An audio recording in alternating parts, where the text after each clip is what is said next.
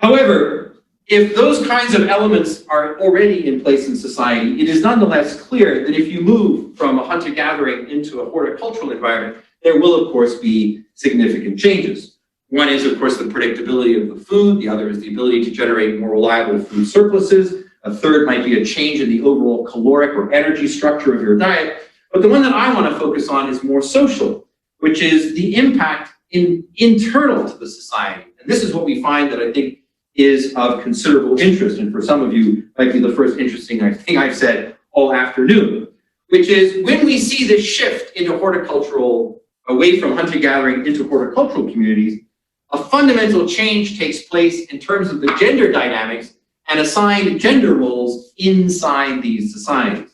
So let me pause for a moment and go back and pick something up from the earlier period, from the Archaic period.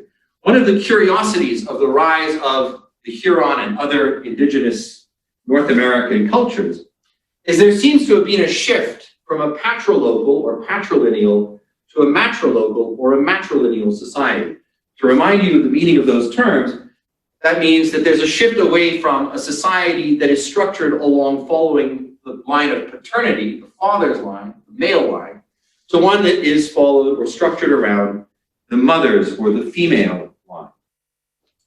And the argument here, and it's not an argument specific only to the indigenous cultures of North America, but indeed broadly to many indigenous cultures across the planet, is that when you move to horticultural environment, the economic role of women changes very fundamentally inside the society. In a hunter-gathering environment, the men, the males, typically will play the dominant economic role because the central feature of the economy is anchored by hunting the food that you need. The idea of men coming back from the hunt laden down with food. It is generally, although I must insist, not exclusively thought that men dominated hunting in a hunter-gatherer environment. And the reason that people think this, although as I say, there are certainly any number of people who have contested certainly the universality, if not the overall validity of that conclusion, is that since women were involved in child-rearing, and since there are these very long periods of nursing, it seems to, admittedly mostly male archaeologists, impractical for a woman to join a hunt while she's also carrying with her a young child up to the age of 5, and certainly up to the age of 2 or 3, the child would have to be carried in her arms. And so based on this, based on the role as a child rearer, nurturer, it is typically thought that hunting is primarily, if not exclusively, a male domain, a male preserve. As I say, that's being contested, and we have another reading in this class that will actually introduce you to a different or some more nuanced understandings of that. But for the moment, let's assume that that is in broad strokes true. This means then that the primary anchor of the economy, in this case it's a simple food economy, is dominated by a male role. When we move to horticulture, of course, we're looking at a very different form of food collection. Our economy shifts. Now, instead of people going out to hunt, perhaps as much as 50, 60, even 70% of the calories being provided to the community are not being hunted, but rather are being grown, literally outside in the fields next to the community. And it is traditional that women have taken on the role of cultivation. Women are the horticulturalists. Men are the hunters, women are the growers. And so when we move to a more horticulturally dependent economy, it fundamentally shifts the economic role played by women inside of that economy. Not only they are directly responsible for the food production, but their economic importance becomes much more central to the community as a whole. And so the general idea is, and you'll see it here on page 135, various explanations have been offered for the shift from patrilocal to matrilocal residence, right? You see that?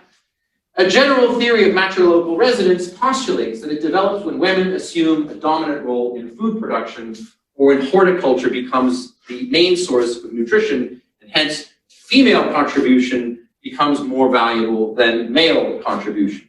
Now, as Trigger points out in this discussion, indigenous communities in North America were permanent insofar as they stayed in one place, but it might be better to think of them as semi-permanent, meaning that they didn't practice crop rotation or other forms of other forms of agricultural management. So what they would do is they would settle in one place, farm the local area, exhaust the resources available to the soil, and then they would move to another location, which would happen depending on the size of the community, anywhere from 5, 6, maybe 10 years. Men, therefore, still had an important economic role to facilitate the fundamental production of agricultural foodstuffs, such as clearing forests, the slash and burn agriculture that we are presumably all familiar with. A lot of that would have been in the hands of men. So he's quite right to suggest that this notion that the women become the primary driver of the local economy is perhaps exaggerated. Nonetheless, it cannot be denied that when you have this shift taking place from a primarily male role to at least an equal, if not more important, female role, it has a fundamental influence in terms of the social dynamic and social organization. And I think this is what we're observing when we see that shift away from a patrilocal into a matrilocal environment. Think about what it means. It means that when you get married, instead of moving in with your husband moves in with you. And if you agree, or if it seems reasonable to you, that the direction of movement, that the relocation suggests something important, it would seem then to reinforce this idea. The husband moves in with the wife because it is what the wife represents that is more substantial in terms of the economic contribution inside of the community. Is that all clear? This then relocates societies away from a patrilocal or patrilineal into a matrilocal or matrilineal society.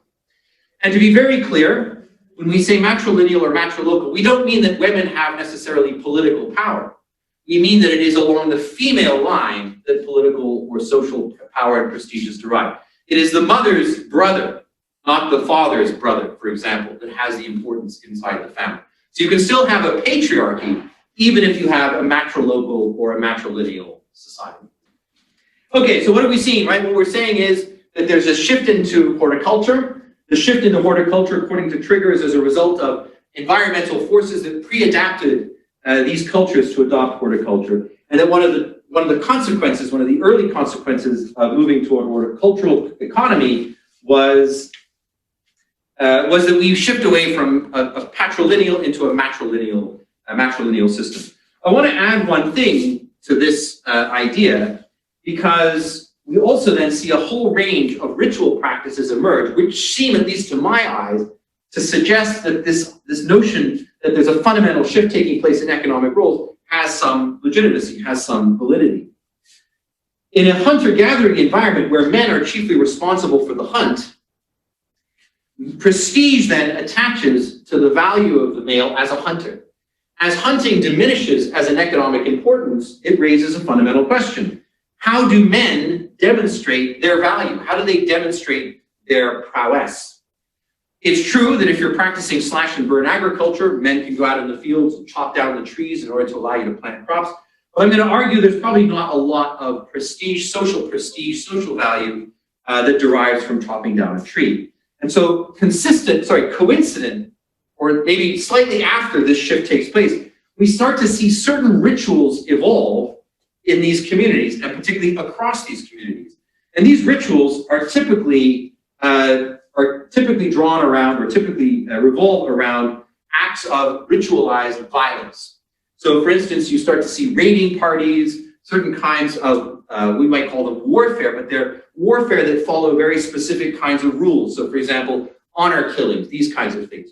We also see forms of ritualized cannibalism, the torture of prisoners, and so on. There becomes a kind of violence that's embedded inside of the society. And an advantage of that kind of ritualized violence is it provides opportunities for the men, for the warriors, the male warrior role, to demonstrate their prowess in this kind of social setting. We can't be absolutely determinative about that, because we do find there's also, for instance, female participation in some of these rituals of violence. Females, for example, joined in the cannibalistic practices. Females also joined in the torture of prisoners. But the emergence of such customs does seem to suggest that when we move away from a hunter-gatherer economy into a horticultural economy, it leaves a social gap, a social lacuna that needs to be filled. Because now we need to find a substitution to allow the male figures of society to, as it were, reestablish mechanisms by way of demonstrating their prowess. Another thing we find as a consequence of this shift into horticulture, which is also quite significant, and also I should note, easily observed in the archaeological record, unlike the inferences that had to be drawn from truly minimal evidence of an earlier period, is we start to see palisades, meaning primitive walls being built around the settlements of these communities. If you're building a wall around something, it's either to keep the people who are in the wall inside or to keep people outside, right? To keep people outside from getting in. And the suggestion is that the palisading, the defending of these communities through the use of primitive walls, typically just pieces of wood stuck in the ground, often in 3 or 4 rows. The idea was that there's something inside the community that needs to be protected. The people, obviously, but possibly also the goods that are inside the community. If you're storing agricultural surplus, one of the things you want to do is you want to make sure that your surplus food is secured. So this idea of defending your community suggests not only the kinds of ritualized violence that we see, warring, raiding parties, and so on taking place, but also perhaps a change in the economic value of the early settlements that are taking place during this period. As we might note by on page 146, actually, can you take me to page 146, Carlo, if you don't mind?